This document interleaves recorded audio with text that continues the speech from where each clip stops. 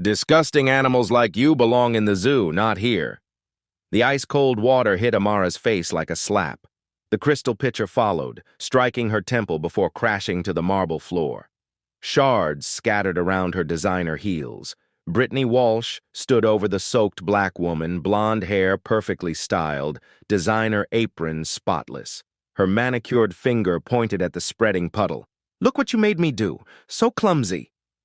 Water dripped from Amara's silk blouse onto her lap dot. Every diner stared. She sat frozen, a successful woman reduced to a spectacle. Her wedding ring sparkled through the water droplets on her dark skin. Have you ever been so crushed in public that you questioned your worth? What if that moment of cruelty awakened something no one expected? Water still dripped from Amara's hair onto her silk collar. Each drop felt like another slap. She remained seated, spine straight, hands folded on the soaked tablecloth. The dining room buzzed with whispers. Phones tilted in her direction. The puddle around her chair spread wider, reflecting the crystal chandelier above. "Ma'am, you're creating a disturbance." Derek Stevens, the floor manager, appeared beside her table. His pressed white shirt and gold name tag gleamed under the lights. He surveyed the water damage with theatrical concern. "This mess needs immediate attention. Our other guests are being affected." Brittany circled back, a fresh pitcher of ice water balanced on her tray. Her blue eyes sparkled with malice. "Should I call maintenance? Or will she clean up her own disaster?" Amara's fingers tightened slightly on her waterproof Hermes purse. The black leather remained pristine despite the soaking. Her Patek Philippe watch, still functioning, showed 8:17 p.m. Vincent flashed across her platinum phone screen. She declined the call. Derek crossed his arms. "Ma'am, I'm going to need you to settle the cleaning fee and leave. You've disrupted the entire section." "Cleaning fee?" Amara's voice was quiet, controlled. Water damage to our Italian marble floors, emotional distress to other patrons, loss of atmosphere. He gestured broadly. "This is a 5-star establishment." Brittany set her fresh pitcher down with deliberate force. Water sloshed over the rim.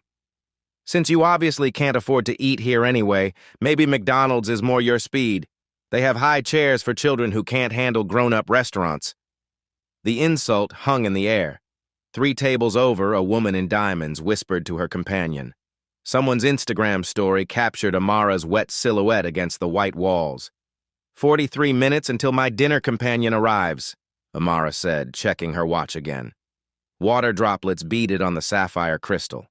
Derek's laugh was sharp. "Your imaginary friend? Ma'am, we're not running a charity here. Either pay for the damage or security will escort you out." 2 guards in black uniforms appeared at the dining room's edge. Their hands rested on their radios. The message was clear. Amara's phone buzzed again. Another text from Vincent. "Traffic bad. 25 more minutes. You okay?" She typed back with steady fingers. "Just staying hydrated." Brittany leaned closer, her voice dropping to a venomous whisper. "Look at you, sitting there all wet and pathetic. This is what happens when people like you forget your place. You don't belong in spaces like this." She straightened, speaking louder now for the audience. "I've worked in fine dining for 6 years. I can spot the ones who can't afford the appetizers from across the room. Designer knockoffs don't fool anyone, honey." The live stream comments multiplied. Chateau Blanc drama was trending. Split opinions flooded the feed. "That poor woman needs help. She's probably scamming for free food. Why won't she just leave?" "Brittany's handling this perfectly." Derek pulled out his phone. "I'm calling the police. This has gone on long enough." Amara's breathing remained steady. Her diamond wedding ring, a 3-carat emerald cut that cost more than most people's cars, caught the light through the water droplets on her dark skin. "My husband is Vincent," she said quietly. "Vincent Torino." Neither Derek nor Brittany reacted. The name meant nothing to them. An elderly woman at table 12 filmed everything on her iPad. Her granddaughter posted it to TikTok with the caption, "Karen getting owned at fancy restaurant." The water on Amara's blouse had turned the navy fabric nearly black. Her vintage Chanel pearls, each one hand-selected in Tahiti, were now swimming in humiliation. Yet she sat motionless, like a queen on a throne. Brittany picked up her pitcher again. "You want more? Because I've got plenty where that came from." Maybe a nice cold shower will wake you up to reality. The threat was unmistakable. More water, more public degradation, more viral content. Derek nodded approvingly. Last chance, ma'am. Pay up and get out, or we'll have you removed for trespassing and property damage. The security guards stepped closer. Their boots squeaked on the marble floor, avoiding the spreading puddle. Amara's phone showed 18 missed calls from Vincent. She set it face down on the wet tablecloth. 22 minutes, she whispered to herself, eyes on her watch. The dining room held its collective breath. 50 strangers watched a black woman drowning in shame, waiting to see if she would break. But Amara Johnson Torino had learned patience from the best. Her husband had taught her that power revealed itself only when necessary, that true strength lay in stillness before the storm. She folded her hands and waited for the thunder. The water on Amara's clothes had begun to chill. Her silk blouse clung uncomfortably to her skin, but she didn't move, didn't flinch. The puddle beneath her chair had spread to encompass the entire dining area around table 7. 18 minutes, she whispered, checking her Patek Philippe again. Brittany's patience had evaporated. She grabbed the fresh water pitcher with both hands, ice cubes clinking against the glass. You know what? I think you need another drink. Brittany, wait! Derek started, but she was already moving. The second deluge was worse than the first. Frigid water cascaded over Amara's head, soaking through her hair to her scalp. It ran down her neck, pooling in her collar, streaming down her arms. Her vintage Chanel pearls disappeared beneath the waterfall. This time she shivered, just once. There, maybe now you'll understand what temperature your welcome is. Brittany slammed the empty pitcher on the marble table. The sound echoed like a gunshot. The dining room erupted. Half the patrons gasped in shock. The other half pulled out their phones for better angles. Oh my God, she did it again! A college girl at table 3 live-streamed frantically. This is insane! The server just threw more water on her! Derek stepped closer, emboldened by the crowd's reaction. Maybe now you'll get the message. This is what happens when people like you try to play dress-up in establishments meant for your betters. He gestured at her soaked form with disgust. Look at yourself, sitting there like a drowned rat, pretending you have any dignity left. Amanda Carter, the food blogger, zoomed in on Amara's dripping face. This is unprecedented. I've covered restaurant incidents for 5 years and never seen anything like this level of public humiliation. Her viewer count hit 8,492 and climbing. A businessman at table 9 called out, Someone should call Adult Protective Services. This woman clearly has mental issues. His lunch companion nodded. Probably off her medication. These people often have problems with reality. The casual cruelty spread like ripples across the dining room, each table adding their own commentary, their own theories about the soaked black woman who wouldn't leave. Sarah Carter stepped forward, her corporate training warring with the spectacle before her. Brittany, that was excessive. Excessive? Derek's voice rose defensively. She's been sitting here for 28 minutes now, dripping all over our floors, disturbing our guests, refusing to pay for damages. What were we supposed to do? Let her turn this into a homeless shelter? The insult drew snickers from nearby tables. Someone's phone camera caught it all. 2 more security guards appeared from the kitchen. 4 men in black now formed a semicircle around Amara's table. The message was unmistakable. Resistance was futile. Rodriguez, the head of security, crossed his arms. Ma'am, this ends now. You're making everyone uncomfortable. Amara's phone buzzed. Vincent's text. 15 minutes out. Traffic clearing. She typed back with trembling fingers. Getting a little wet. Nothing I can't handle. Water droplets fell from her hands onto the screen. Look at her, whispered Mrs. Pemberton from table 12. Still pretending she belongs here. The delusion is sad, really. Her husband adjusted his gold watch. Should we call the authorities? This seems like a mental health situation. Their conversation carried across the silent dining room. Everyone heard, everyone judged. Brittany walked a slow circle around Amara's chair like a predator sizing up wounded prey. You're absolutely pathetic, sitting there soaking wet, pretending your imaginary husband is coming to save you. She stopped directly behind Amara's chair, leaning down to speak into her ear. What kind of man would marry this? Someone so delusional they think they can afford a place like Chateau Blanc? The whispered cruelty was worse than the shouting. More intimate, more personal. "I bet you don't even have a husband," Brittany continued. "Probably made him up just like you made up having money, just like you made up belonging here." Several diners looked away, uncomfortable but unwilling to intervene. Derek produced an iPad from behind his back. "Ma'am, I'm going to need you to sign this incident report. It documents the property damage, the disturbance to other guests, and your refusal to comply with reasonable requests." He placed it on the wet table. Water immediately beaded on the screen. "There's also a trespassing notice. If you don't leave in the next 5 minutes, you'll be arrested." Amara glanced at the document. It was all there. $300 cleaning fee, $500 atmosphere disruption charge, $200 security response fee, $150 emotional distress to staff, $75 additional sanitization costs.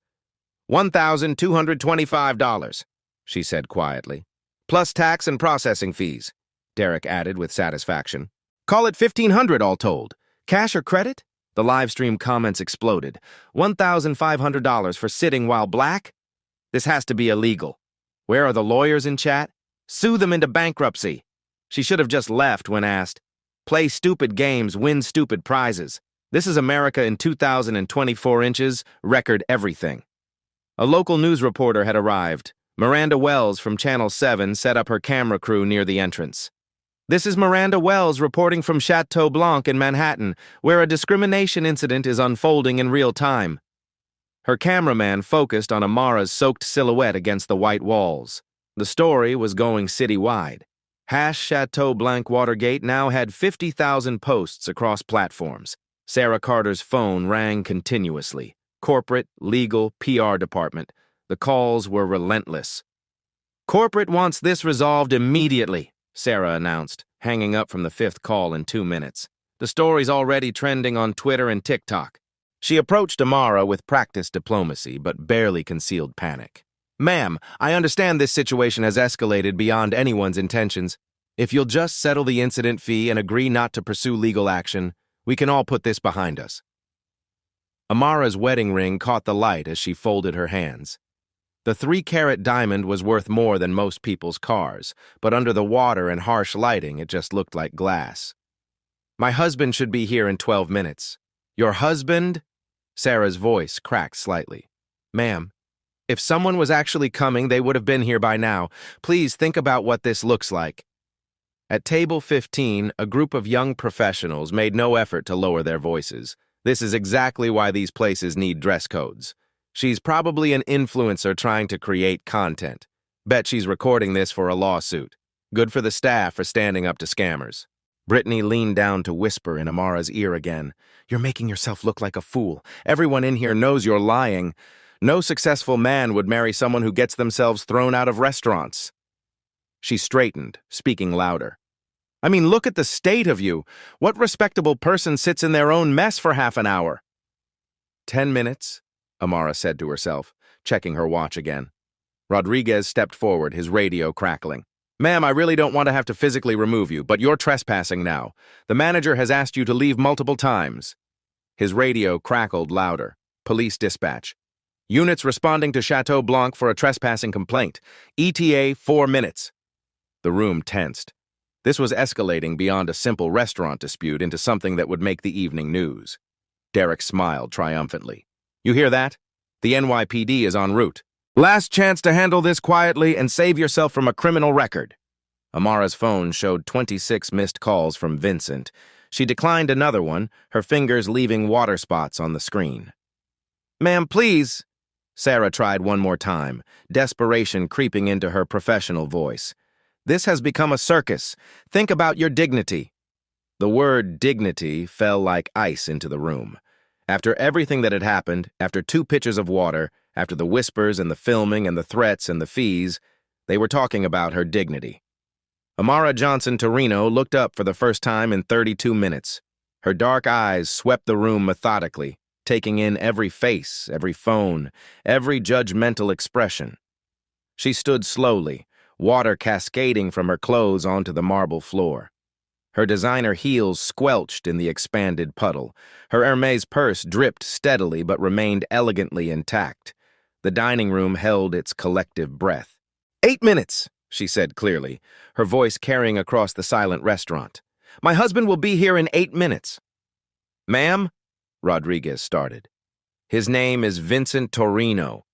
Her voice was steady, certain. You might want to Google that name. A few diners immediately pulled out their phones. Their faces went pale as search results loaded. Derek laughed nervously. Ma'am, I don't care if you claim to be married to the president. You're still trespassing. But something had shifted in the room.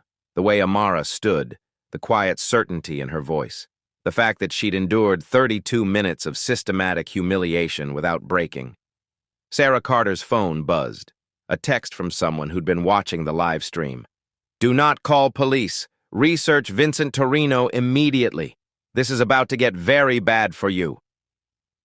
Outside, 5 black SUVs with heavily tinted windows pulled up to the curb in perfect formation. Amara smiled for the first time all evening. Cold, knowing, dangerous. He's early. The restaurant's glass doors opened with a whisper. Vincent Torino stepped inside first. 45 years old, silver threading through dark hair, wearing a charcoal Armani suit that cost more than most people's monthly salary. His Italian leather shoes made no sound on the marble floor. Behind him, 15 men in identical black suits filed in with military precision. No jewelry, no visible weapons, just presence that filled the room like smoke. The dining room fell silent. Conversations died mid-sentence. Forks froze halfway to mouths. Vincent's eyes found his wife immediately, took in her soaked hair, her ruined silk blouse, the water pooling around her designer heels. His jaw tightened almost imperceptibly. He walked through the crowd like Moses parting the Red Sea. Diners pressed back against their chairs, suddenly fascinated by their plates. Mrs. Torino! His voice was velvet over steel. He reached her table and carefully removed his $3,000 jacket, draping it around her wet shoulders. The fabric was warm, expensive, protective. I'm sorry I'm late, sweetheart. Derek's iPad slipped from his trembling hands. It hit the marble floor with a sharp crack, screen spider-webbing across the incident report. Oh my God, Sarah Carter whispered. Her face had gone ash white. Vincent Torino! The Vincent Torino! The name ricocheted through the dining room like a gunshot. Phones that had been recording suddenly disappeared into purses and pockets. The live streamers ended their streams. The food blogger deleted her footage. Everyone in New York knew that name. Construction King, Union Connections, the family that owned half of Manhattan's infrastructure projects. Vincent's men positioned themselves throughout the restaurant. Not threatening, just present. Watching, remembering faces. Darling, Vincent said to Amara, his voice tender but his eyes scanning the room like a predator. You seem to have gotten a little wet. He picked up the empty water pitcher from her table, examined it, set it down with deliberate care. Who did this? The question hung in the air like a blade, simple words that somehow contained multitudes of consequence. Brittany tried to shrink behind Derek. Her blonde hair, so perfectly styled minutes ago, now looked garish under the restaurant's lights. Her hands shook as she clutched her serving tray. Derek stepped forward, corporate training warring with primal fear. Mr. Torino, sir, there's been a misunderstanding. A misunderstanding. Vincent's voice never rose above conversational level. That somehow made it more terrifying. My wife comes to dinner, gets soaked with ice water, twice, and you call it a misunderstanding. He gestured to one of his men, who immediately produced a phone and began photographing the scene. The water damage, Amara's condition, the broken iPad, everything. Carlo, document this, every detail. Sarah Carter found her voice. Mr. Torino, we had no idea. You had no idea she was my wife. Vincent's dark eyes fixed on her. But you knew she was a human being. You knew she deserved basic respect. Those facts shouldn't require my presence to establish. At table 12, Mrs. Pemberton was frantically deleting the video she'd posted to Facebook. Her husband looked like he might have a heart attack. The college girl who'd been live streaming tried to slip out through the bathroom, but one of Vincent's men was already there, holding the door closed with just his presence. Nobody leaves, Vincent said quietly. Not yet. Amanda Carter, the food blogger, raised a shaking hand. Mr. Torino, I was just documenting. You were documenting my wife's humiliation for entertainment. His voice cut through her excuse like a scalpel. 8,000 viewers watched her suffer. For content. He turned back to Brittany, who was now openly crying. You threw water on her, twice. I didn't know. I'm sorry, I'm so sorry. You didn't know what? That she was human? That she had feelings? That public humiliation might hurt her? Vincent's questions came like hammer blows. Or you didn't know she was protected? Derek tried to regain control. Sir, this is private property. We have the right to refuse service. Vincent's laugh was winter cold. Private property. Interesting. He pulled out his phone, speed-dialed a number. Marco? Yes, it's Vincent. I'm at Chateau Blanc on 5th. Run the ownership structure for me. He waited 30 seconds. The restaurant was tomb silent. Ah, Chateau Blanc Holdings, subsidiary of Metropolitan Restaurant Group, which is 63% owned by Torino Construction's pension fund. Vincent's smile never reached his eyes. So, technically, Derek, this is my private property. The blood drained from Derek's face. The incident report suddenly seemed very, very expensive. Sarah Carter's phone buzzed, then buzzed again. Text after text from corporate executives who'd finally connected the dots. Her professional smile cracked completely. Mr. Torino, we can resolve this. The staff was what? Following training? Company policy? Vincent looked around the room, his gaze settling on each face that had mocked his wife. Are your servers trained to assault customers? Is harassment part of your service model? Rodriguez, the security chief, stepped forward. Sir, we were responding to a disturbance. You were responding to a black woman existing in your restaurant. Vincent's words hit like physical blows. She sat quietly at a table waiting for her husband. That was her crime. One of Vincent's men whispered something in Italian. Vincent nodded. Apparently, the police are en route. Brittany here called them to report my wife for trespassing. He looked at the crying server. In her own restaurant. The implications settled over the room like fog. This wasn't just about customer service anymore. This was about power, real power, the kind that built cities and destroyed careers with a single phone call. Vincent knelt beside Amara's chair, water from the floor soaking into his expensive suit pants. He didn't seem to notice or care. Are you hurt? His voice, so cold to everyone else, was gentle with her. Amara shook her head. Just wet and tired. We'll go home soon, but first, he stood, scanning the room again. Everyone who filmed this, everyone who mocked her, everyone who participated in her humiliation, I want their names. Carlo, his lieutenant, was already moving through the restaurant, politely asking for identification, taking pictures of faces, building a list. You can't do this, Derek protested weakly. This is America. We have rights. You have rights, Vincent agreed. The right to treat people with dignity, the right to basic human decency, rights you chose not to exercise with my wife. The restaurant's landline rang. Sarah Carter answered with shaking hands. Chateau Blanc. Yes, this is the manager. What? All of them? Right now? Her face went green. Yes, sir. Immediately. She hung up. That was corporate headquarters. You're all suspended, effective immediately. The entire front of house staff. Brittany collapsed into a chair, sobbing. Derek stood frozen, his career evaporating in real time. Vincent checked his watch, a Patek Philippe Nautilus that cost more than most people's cars. The police should be here soon. I think they'll find this situation very interesting. He pulled out his phone again. Detective Morrison? Vincent Torino. Yes, that's right. I'm at Chateau Blanc on 5th Avenue. My wife was assaulted here tonight. Water thrown on her, threatened, harassed. He paused, listening. Yes, I'll wait for you. The word assaulted hung in the air like a judgment. What had been a restaurant incident was now a criminal matter. Amara stood slowly, Vincent's jacket still draped around her shoulders. Water continued to drip from her ruined clothes, but her spine was straight, her head high. She looked directly at Brittany, who was still crying. I forgive you, she said quietly. But forgiveness doesn't erase consequences. Then she turned to Derek, to Sarah Carter, to every face that had watched her humiliation with entertainment rather than empathy. You saw a black woman alone and decided she was prey. That was your first mistake. She walked to Vincent's side, her wet heels clicking on marble. Your second mistake was not knowing who hunts the hunters. Outside, police sirens wailed in the distance, growing closer. Vincent wrapped his arm around his wife, careful not to let her feel alone for even a moment longer. The restaurant held its breath, waiting for justice. Detective Morrison arrived with 3 patrol cars and a crime scene photographer. He was a lean man in his 50s who'd worked enough cases involving the Torino family to know when to tread carefully. Vincent, he nodded respectfully. Mrs. Torino, I understand there's been an incident. Vincent's jacket still wrapped around Amara's shoulders, but now it looked less like comfort and more like armor.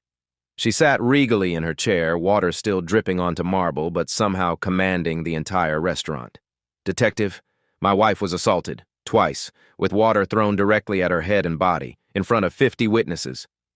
Vincent's voice carried the precision of a man accustomed to being heard. The perpetrators are still on premises. Morrison's photographer began documenting the scene. The empty pitchers, the spreading water damage, Amara's soaked clothing, the broken iPad with its incident report still visible through the cracked screen. Ma'am, are you injured? Morrison asked Amara directly. Physically, no, but dignity wounds differently than fists. Her quiet response seemed to land harder than any scream would have. Sarah Carter's phone hadn't stopped ringing. Corporate executives, lawyers, crisis management firms. Her hands shook as she answered the latest call. Yes, sir. Vincent Torino himself. Yes, the Vincent Torino. No, sir, I don't think flowers will fix this. How much? Jesus Christ. She hung up, face ashen, turned to Vincent with the desperation of the professionally drowning.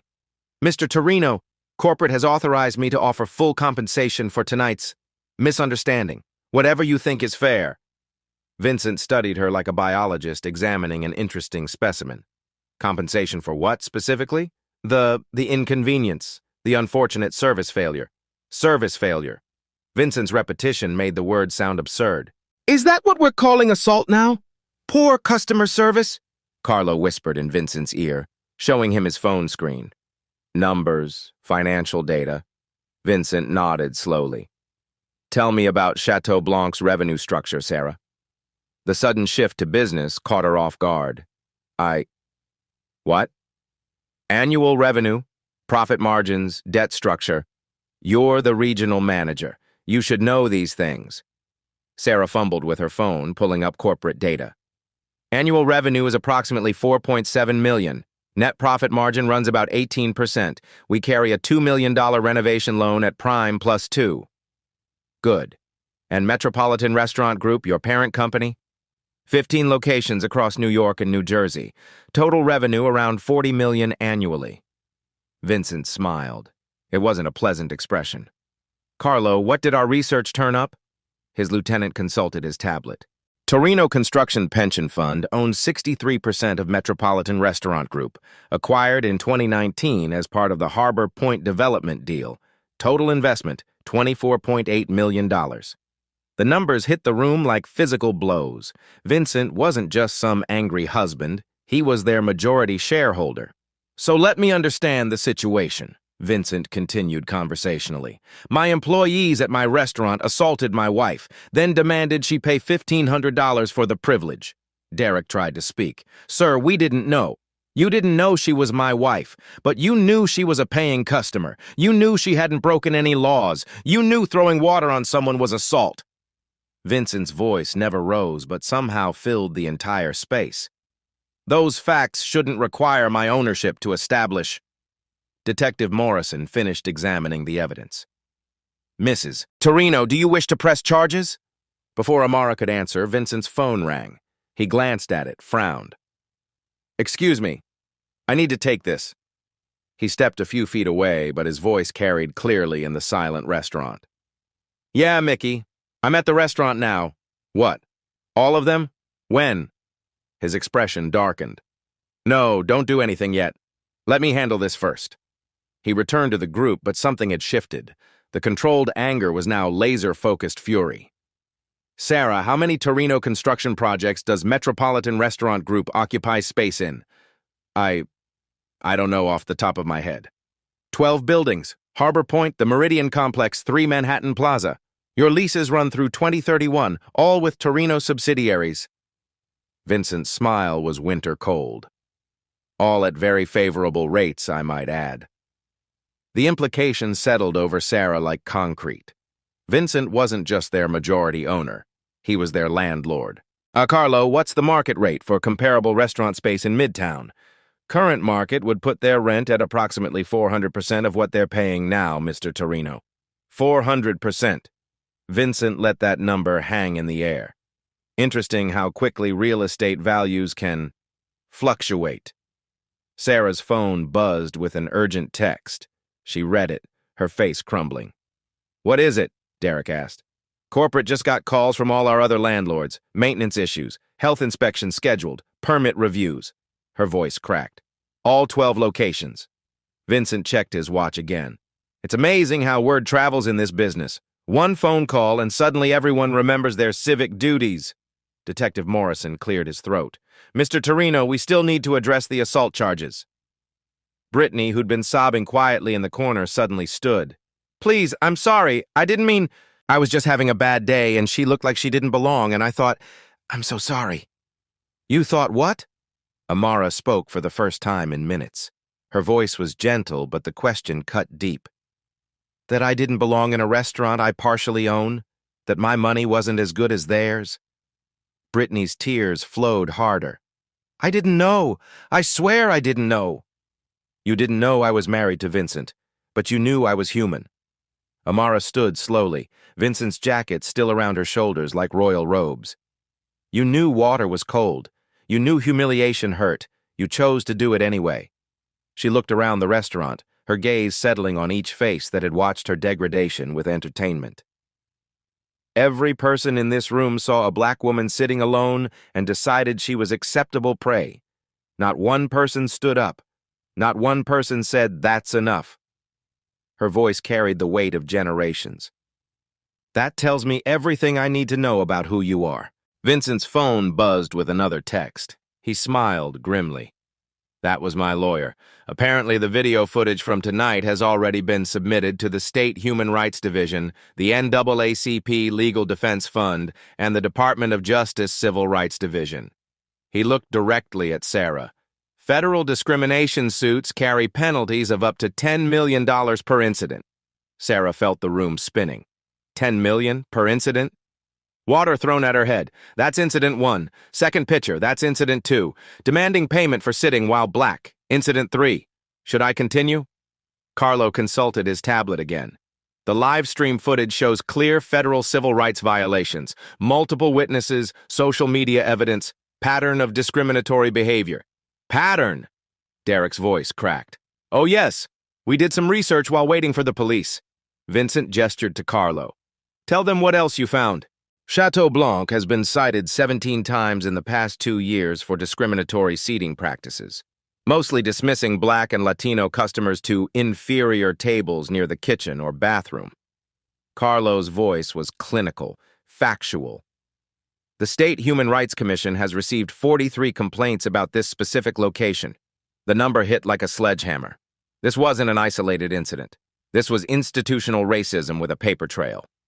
Sarah Carter looked like she might faint. 17 citations, how is that possible? Because you were never held accountable. Vincent's voice carried the finality of judgment. Tonight, that changes. Detective Morrison stepped forward. Mrs. Torino, I need your decision on criminal charges.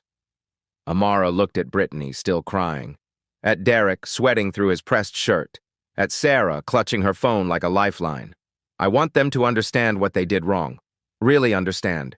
She paused, her wet hair catching the restaurant's soft lighting. Vincent, what would happen to this restaurant if we withdrew our investment? Vincent consulted his phone. Metropolitan Restaurant Group would need to cover the $24.8 million immediately. Given their debt structure and current cash flow, he shrugged. Bankruptcy within 90 days. All 15 locations closed. Roughly 400 people unemployed. The weight of that number settled over the room. 400 families affected by one woman's cruelty. What about if we just restructured the management? Amara's question hung in the air like a sword. That could work, Vincent agreed. New management team, comprehensive bias training, Independent monitoring of service standards, zero tolerance policy backed by financial penalties. Sarah saw the lifeline and grabbed it. Yes, we can do that. Complete restructuring, whatever you want. And the individuals responsible? Vincent's gaze swept over Brittany and Derek like a scythe. Termination with cause. No severance, no references. Industry blacklist. Done, Sarah said immediately. They're terminated, effective immediately. Brittany's sobs turned to wails. Please, I need this job. I have student loans. You should have thought about that before you decided to assault my wife, Vincent replied calmly. Detective Morrison made notes in his pad. Mrs. Torino, criminal charges? Amara was quiet for a long moment. The restaurant waited for her judgment. Yes, assault charges for both incidents. Let them explain to a jury why they thought it was acceptable to throw water at a black woman for existing in their space. Morrison nodded, signaling to the uniformed officers. Brittany Walsh, Derek Stevens, you're under arrest for assault in the 3rd degree. As the handcuffs clicked shut, Vincent wrapped his arm around his wife. Ready to go home? Amara nodded, but turned back to address the room one final time.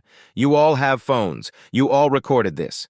When you post those videos, remember, this isn't about money or power. This is about basic human dignity, something that should never have required my husband's intervention to secure. She walked toward the door, water still dripping from her clothes, but somehow she looked like the most powerful person in the room, the queen reclaiming her kingdom. 3 weeks later, Amara returned to Chateau Blanc. This time, she wore a crisp white Armani blazer and carried the same Hermès purse, now professionally cleaned and restored. Her hair was styled in elegant waves, her pearls gleaming under the restaurant's soft lighting. The difference was in how everyone looked at her. The new hostess, Maria Santos, greeted her with genuine warmth. Mrs. Torino, your table is ready. Right this way, please. Table 7. The exact spot where water had pooled around her chair just 21 days ago. Now it housed a small bronze plaque, in honor of dignity restored. Management. The dining room buzzed with its usual energy, but something fundamental had shifted. The staff moved differently, spoke differently, treated every customer like they mattered. Vincent slid into the seat across from her, impeccable as always in his navy suit. How does it feel? Amara surveyed the room where she'd been humiliated, where she'd sat dripping and alone while strangers recorded her pain, where she'd waited for thunder while drowning in silence. Like justice, she said simply. Sarah Carter approached their table, no longer the panicked manager, but a woman transformed by necessity. She'd survived the corporate purge by embracing complete reform. Mrs. Torino, Mr. Torino, thank you for dining with us again. Her respect was genuine now, earned through weeks of proving that change was possible. How is everything this evening? Perfect, Amara replied, and meant it. The changes were visible everywhere. New staff wore pins reading Dignity First. Training certificates hung behind the hostess station. A customer feedback tablet sat prominently by the entrance, streaming reviews directly to corporate headquarters in real time. The Torino protocol is working, Sarah continued. Customer satisfaction is up 34%. Staff retention improved by 60%. We've had zero discrimination complaints since implementation. Vincent nodded approvingly. And the other locations? All 15 restaurants now operate under the same standards. Monthly bias training is mandatory. Customer service scores have never been higher. Sarah's voice carried pride mixed with hard-learned humility. We've become the industry model for inclusive hospitality. The irony wasn't lost on anyone. The restaurant that had humiliated a black woman was now leading the industry in racial equity. Their server appeared, a young black man named Marcus who moved with confidence that would have been impossible under the old regime. Good evening, Mrs. Torino, Mr. Torino. Can I start you with still or sparkling water? The question that might have seemed innocent 3 weeks ago now carried weight. Everyone in the industry knew the story. The water that had been a weapon was now served with respect. Sparkling, please, with lime. Amara's response was gracious, normal, but Marcus understood the significance. Right away, ma'am, and thank you for everything you did, for all of us. He meant it. The Torino incident had rippled through New York's restaurant industry like a shockwave. Discrimination complaints were down citywide. Staff diversity was up. Treatment of customers had improved across the board. Fear was a powerful motivator, but Vincent and Amara had been careful to channel it toward positive change. At table 12, where Mrs. Pemberton had once filmed Amara's humiliation, a young black family enjoyed their anniversary dinner. The parents looked relaxed, confident they'd be treated well. Their daughter colored quietly in a provided activity book. "That would never have happened before," Vincent observed, following Amara's gaze. "No, they would have been seated by the kitchen door and ignored until they left." Amara accepted her sparkling water from Marcus with a smile. "Now look." The family was at the prime table receiving attentive service, clearly enjoying their special evening. Sarah's tablet chimed with an update. The Hartford location just received their 5-star certification from the Connecticut Civil Rights Commission. All 15 restaurants are now officially recognized as exemplary inclusive establishments. The certification program hadn't existed 3 weeks ago. It was created in direct response to the Chateau Blanc incident as state governments scrambled to prevent similar public relations disasters. Vincent checked his phone. "The Times wants to interview you again for their Sunday magazine cover story. From humiliation to hope, how one woman's courage changed an industry," Amara recited the proposed headline. "Think they'll get it right? Does it matter? The change is real whether they understand it or not." And the change was extraordinary. The video footage from that night, carefully edited to protect Amara's privacy while documenting the discrimination, had become a case study in business schools nationwide. Harvard, Wharton, and Stanford all used the incident to teach corporate crisis management and ethical leadership. More importantly, it had become a shield for countless other customers who might have faced similar treatment. Marcus returned with their appetizers, his service impeccable. "The chef wanted you to know that your salmon is from the same Scottish supplier as always, but now we verify that all our vendors maintain diverse hiring practices." Even the supply chain had been reformed. The Torino influence extended far beyond the dining room into the entire ecosystem of hospitality businesses. "How are Brittany and Derek doing?" Amara asked Sarah directly. The question caught the manager off guard. After everything they'd put her through, Amara was asking about their welfare. Brittany struggled at first.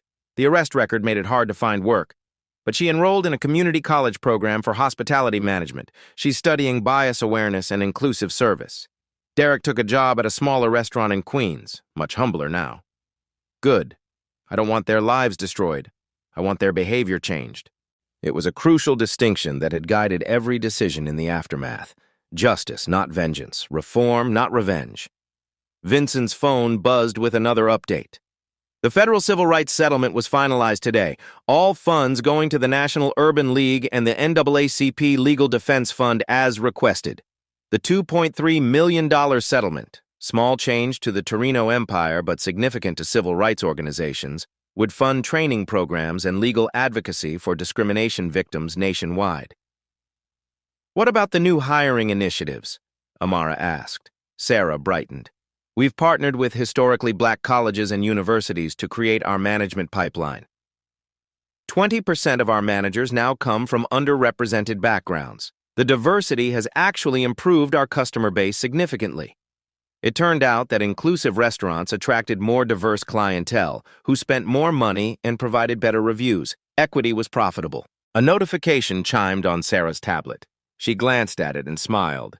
The International Restaurant Association just announced they're creating the Torino Award for Inclusive Excellence, annual recognition for establishments that demonstrate exceptional commitment to dignity and equality. Amara and Vincent exchanged glances, their names attached to an award for the very values that should have been standard all along. "It's a good start," Amara said diplomatically. As they finished their meal, the restaurant hummed with the energy of an establishment that had found its soul. Staff moved with purpose, customers felt welcome, and the atmosphere radiated the warmth that comes when people are treated with genuine respect. Marcus approached with their check, then hesitated. "Mrs. Torino, I just wanted to say, what you did wasn't just about you. My little sister started her first restaurant job last week. She feels safe because of what you went through, because you stood up." Amara reached across the table and squeezed Vincent's hand. The gesture was small, but it contained multitudes of shared understanding. They had turned her humiliation into a shield for others, her pain into protection, her silence into systemic change. As they prepared to leave, Amara looked one last time at Table 7, at the small bronze plaque that marked where dignity had been lost and then reclaimed. The water stains were gone, but the lesson remained. Sometimes the most powerful revolutions began with a single person refusing to accept the unacceptable. "Ready to go home?" Vincent asked, offering his arm. "Yes," Amara replied, walking tall through the restaurant that had once tried to break her spirit, but would forever remember the night she broke their system instead. 6 months after that night, Amara Johnson Torino stood before 200 corporate executives at the National Restaurant Association's annual conference. The same Hermes purse sat on the podium beside her. The same pearls gleamed at her throat, but everything else had changed. "Dignity," she began, her voice carrying easily through the silent ballroom, "should never require protection, but sometimes it does." The audience hung on every word. These were the people who ran America's hospitality industry, and they all knew what had happened at Chateau Blanc. More importantly, they knew what had happened after. "The night I sat soaking wet in your colleague's restaurant, I learned something important about power. Not the kind that comes from money or connections, but the kind that comes from refusing to accept the unacceptable." Behind her, a screen displayed the statistics that had transformed an industry. Discrimination complaints down 47% nationwide. Customer diversity up 31%. Employee satisfaction ratings at historic highs. The Torino effect had rippled far beyond New York. "My husband didn't save me that night," Amara continued, her eyes finding Vincent in the front row. "He simply ensured that my choice to stay and fight had consequences. The real power was in the staying, in the refusing to be diminished by other people's cruelty." The speech was being live-streamed to 50,000 viewers. Comments flooded in from restaurant workers, customers, and advocates worldwide. The movement had grown beyond anything anyone could have predicted. 6 months ago, I was just a customer waiting for dinner. Today, I'm standing before you as proof that silence is not golden when dignity is at stake. In the weeks following the incident, Amara had received 15,000 emails from people sharing their own stories of discrimination. Each one reinforced that her experience hadn't been isolated. It had been systemic. The water they threw at me was meant to wash away my sense of belonging. Instead, it washed away their ability to hide. She paused, letting that sink in. "Every drop that hit my face became evidence. Every moment I stayed became testimony. Every second of humiliation became a seed of transformation." The bronze plaque at Chateau Blanc had been joined by similar markers at restaurants across the country.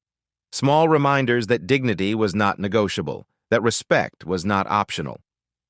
Today, young people like Marcus, who served me last week at that same restaurant, don't have to wonder if their skin color will affect their service. Families like the Washingtons at Table 12 don't have to question whether they're truly welcome. Her voice softened, becoming more personal. But this isn't really about restaurants. It's about how we see each other, how we treat strangers, how we respond when we witness cruelty. The camera panned across faces in the audience. Restaurant owners, hotel executives, service industry leaders, people with the power to create change or maintain the status quo. That night, 50 people watched me suffer. Only one person in that room had the power to stop it immediately, and he wasn't there yet. But the others? They all had the power to stand up, to say, "That's enough," to choose courage over comfort. The uncomfortable truth settled over the room. Bystander complicity was as destructive as active discrimination. The Torino Protocol isn't really about training manuals or sensitivity seminars. It's about recognizing that every customer, every human being deserves to be seen as someone's beloved, someone's mother, daughter, sister, someone who matters. She lifted her water glass, sparkling with lime, served with perfect respect. Water can humiliate, but it can also cleanse. It can drown, but it can also baptize. What happened to me was painful, but it became powerful because we refused to let it end with my tears. The standing ovation lasted 4 minutes. But more important than applause were the policy changes announced immediately after. mandatory bias training across all member establishments, customer advocacy programs, and the creation of a $10 million fund for discrimination victims. Change is like water, Amara concluded as the applause died down. It finds every crack, flows around every obstacle, and eventually transforms the landscape completely. As she left the stage, her phone buzzed with a text from Vincent. "Proud of you. See you at home." But there was another message that made her smile wider, from Marcus, the young server. "Mrs. T, my sister got promoted to assistant manager today. The future is different because of you." The future. That's what this had always been about. That night at Chateau Blanc, she'd been fighting for more than her own dignity. She'd been fighting for every person who would walk into a restaurant tomorrow, next week, next year. Every customer who deserved to be seen as fully human. The water had dried, the humiliation had ended, but the change would last forever. Your voice matters, your story matters, your dignity matters. Have you witnessed discrimination? Experienced it yourself? Share your story in the comments below. Let's build a database of experiences that drives real change. Every time someone stands up, speaks out, or refuses to accept the unacceptable, they make it easier for the next person to do the same. Subscribe to Black Voices Uncut for more stories of quiet power overcoming loud prejudice. Hit that notification bell, because every voice matters, and every story can spark a movement. Share this video if you believe dignity should never require protection. Tag someone who needs to see this strength. Because sometimes the most powerful revolutions begin with a single person refusing to accept that this is just how things are. The water may dry, but the change flows forever. At Black Voices Uncut, we don't polish away the pain or water down the message. We tell it like it is because the truth deserves nothing less. If today's story spoke to you, click like, join the conversation in the comments, and subscribe so you'll be here for the next Uncut Voice.